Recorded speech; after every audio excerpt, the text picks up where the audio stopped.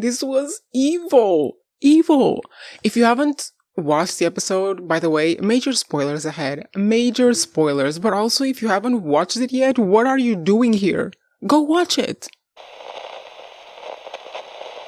Hello everyone, welcome or welcome back. My name is Joe and I knew nothing. About this story. I didn't see the playthroughs of the game. I didn't play the game. I didn't watch YouTube videos explaining the story. I knew nothing about this. I knew I would suffer, but I didn't know this was the way I was going to suffer. I mean, I was waiting. I was waiting and waiting for the moment I don't know, he would fight back. Or one of the other people would be like, okay, that's enough, stop hurting him. Or when Ellie showed up and was going to shoot all of them and save Joel. Or then the other guy was going to show up and save Joel. I even thought that maybe, Dana, whatever her name is, was going to wake up early and like save them all. I was waiting the whole goddamn time. I was waiting for the plot twist.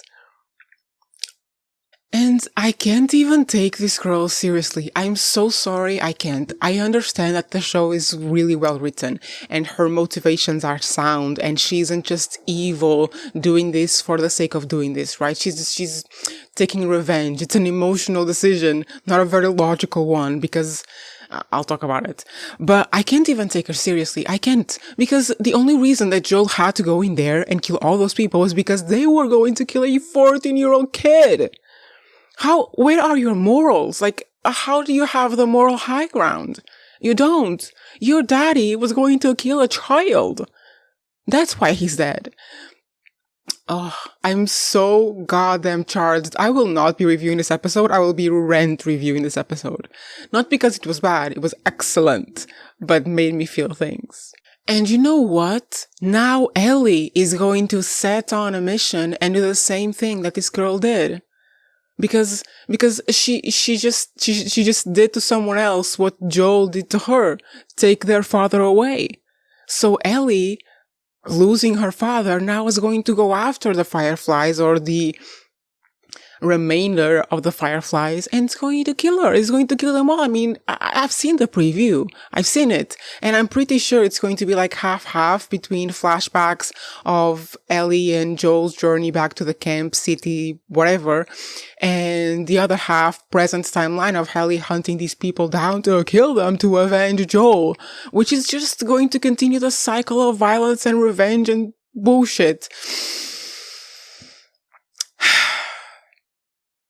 Because, yeah, we've seen Joel in a lot more scenes than the ones we've gotten so far.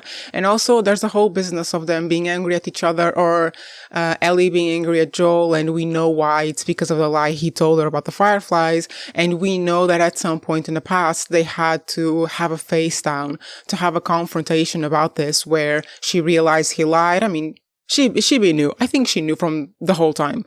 But she admits that she realizes that he lied and they have this whole confrontation and this is why she's upset at him. It has to be, okay? This has to be why she's upset at him in the present timeline. So they're going to show us the flashbacks of how all of it happened, right? Probably. Don't take me at face value, probably. And while we're seeing this, we're going to see her hunting the fireflies. And we're going to see all of the things that happened between them brew. All of the reasons that led to them being angry or to her being angry at him. Everything that happened in between them to take them to the place where they are now 5 years later. We're going to see all of it. And then at the end, we're going to realize that they went through this entire journey, this entire thing where they saved each other more than once, where they lied to each other. I mean, Joel lied to Ellie, where they faced all these conflicts and they overcame them as a father-daughter duo relationship, whatever. They overcame them. They came to a place in their lives where they were somewhat stable, in a somewhat safe and peaceful place. And they were finally getting to a finish line with their conflict, with their, fight. Like, the thing that Ellie said in the episode, they're going to fight and whatever, but I mean, it's always going to be Ellie and Joel. They're never going to fight hard enough to like go their separate ways and hate each other forever. That's not gonna happen because them are them. And we were finally going to see it. We were finally going to see them have like a conversation and be like, okay, I forgive you. That's what's going to, that's what it is. You're going to see her be angry at him about the lie. And then we were about to see her forgiving him for lying to her about that because she realized that he saved her life or something. And that's the moment when he dies. I can't. I'm in pain. I'm in so much pain. Can you tell that I have daddy issues? I will not survive this season, guys. I will not. And we just had Arcane. And now we have The Last of Us. And I will not survive this season of television.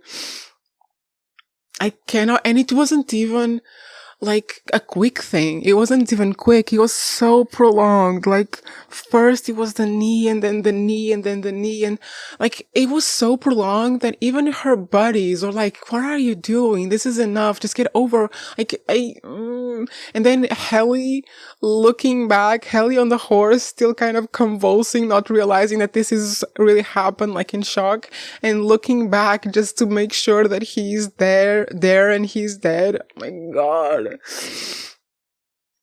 You guys are getting no review from me because I'm too emotionally charged by this episode to give you a proper review. I mean, it was beautifully done. It was so well done that I'm here believing that these people are real. And also, what kind of freaky loyalty do these people have to this girl that they would allow her to do all of this? I mean, come on. Joel didn't torture your father. Joel didn't make him suffer before he died. He shot him in the head because your father was about to kill a 14-year-old girl. Why'd you have to do all that? Clearly this wasn't revenge for her father. She's just very angry that she lost him and she's taking it out on Joel.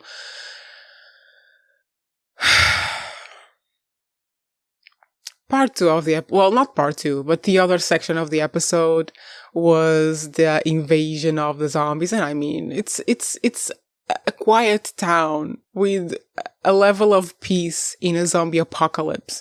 Of course he was going to be attacked. And I thought it would be brought down, but clearly not. It was so well done, guys. At some point, I felt like I was watching an episode of Game of Thrones. Like season 4, season 5 Game of Thrones. It was really well done. I'm going to be focusing on Joel the whole time. Like, I'm going to be reviewing the final episode of this season, and I'm still going to be thinking of Joel. I'm going to be thinking of Joel even more than, probably. But also, okay, now we know that they're doing coordinated attacks, right? They are thinking like leaving people. They have the little fungus thingies in the tubes, not wires, in those tubes in the city. That's probably why they knew like that there were people alive there, because the little thingies in the tubes told the hive mind, because this is clearly a hive mind mentality, told them to go there. But they are organized because they were first they were like attacking directionless towards the center of activity of the city. But then the big ogre thingy, by the way, what is that? What is that? Is this a zombie that has been alive like since the beginning and it just grew bigger and bigger and bigger? What is that? Anyway, the big ogre zombies thing, like, just identified the weak spot of the fence, went there and smashed it. It's an organized attack. And then all the other little ones, the hive mind little soldiers, just went there. It's an organized attack. But yeah, overall, I really enjoyed this part of the episode. I like that we had like different waves of the attacks, with the initial directionless attack and then them directing to the weakest point of the fence, them then going inside of the buildings, up the buildings, the big ogre chasing the brother of the main dude. I honestly, in that moment, I'm generally an anxious person. I deal with anxiety sometimes, but with these shows, like, I'm one of those people that I believe it. Like, I don't just watch it for entertainment. I believe the story when I'm watching it. Like, I'm so in deep with it if it's well told. that I believe it. And like I was feeling anxious. The guy was coming and he kept burning and burning and burning and burning, and the guy was not falling. And I was like, oh my God, he's gonna get to him. And I kept waiting for his boo to show up because she had descended to go meet him. I kept waiting for her to show up and she wasn't showing up. I was like, what's gonna happen? He's gonna die. But no. Like after I don't know how long of burning, it finally probably got to his brain, whatever the hell it is inside that, and killed him. Jesus, that was so well done. Like props to the show, because I was anxious about that man dying. And you know what else I was thinking? When they were going to the basement and they had like the little lock, I was thinking that's not gonna hold. That's not gonna hold. But then I also really enjoyed seeing like the different waves of the defense, like first at the gate, then all the people posted on the rooftops, the dudes with the flamethrowers, which understandably 2 of them fled. And I mean, come on, you see a horde of zombies coming towards you, you're going to be shitting your pants. So I understand that. And then we see the dogs coming in and like providing some relief in the battle. It was well done. I really enjoyed it. And it really gave me that like cozy little feeling of an episode of Game of Thrones, which is funny because this is an HBO show, and still to this day, when I hear the HBO logo, like the Game of Thrones theme song starts playing in my mind, regardless of the show that I'm watching, it's always Game of Thrones. So that was fun. But right at the end, we get like the 2 very emotionally impactful scenes. The one that I mentioned where Ellie looks back, just to make sure that Joel really is. And then we have the one at the end of the battle where we see a man sitting down, like after all the zombies have been killed, and he shows that he has like a bite mark, and like he shows the arm and immediately gives his gun to his buddy, and we just hear the gunshot, and it's just like, this is such a well done show, guys. I don't even know how to review it very well because I'm really just fangirling and being very emotional towards the loss of these people that I adore. Like when Ellie was on the ground, like begging him to move, and he did. He tried. He lifted his head, and I was dying. I tell you, like I could have cried a river. I didn't, a little bit, but yeah. I'm going to be suffering from this, and I'm going to make you suffer from it for the rest of the season. I'm going to be talking about this for the rest of the season. Every episode, I'm going to start the review being like, no, I can't believe this happened. You know, a while ago, I started rewatching Arcane because I thought, okay, I am emotionally stable enough that I'm willing to suffer. You know what I'm talking about. But then I stopped, and now I'm watching this, and it's like, not again.